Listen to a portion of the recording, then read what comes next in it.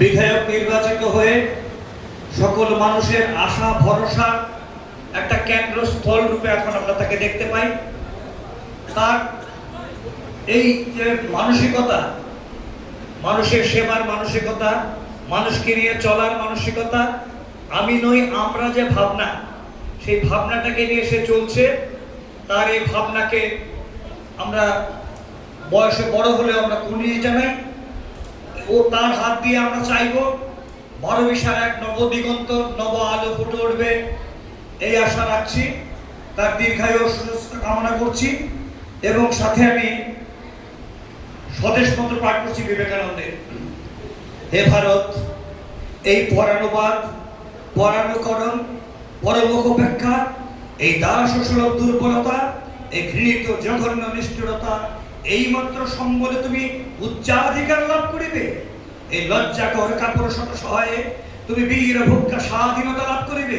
হে ভারত, ভুলিও না তোমার নারী জাতির আদর্শ সীতা, সাবিত্রী, দময়ন্তী।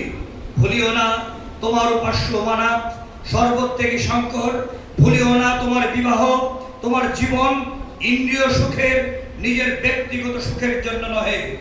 ভুলিও না তুমি জন্ম হইতেই মায়ের জন্য বলি প্রদীপ্ত।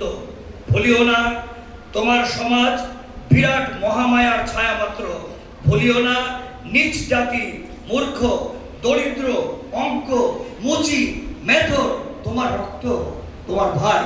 হেবি সাহস অবলম্বন করো, সদর্পে বলো আমি ভারতবাসী, ভারতবাসী আমার ভাই। বলো মূর্খ ভারতবাসী, দরিদ্র ভারতবাসী, ব্রাহ্মণ ভারতবাসী, চণ্ডাল ভারতবাসী আমার ভাই।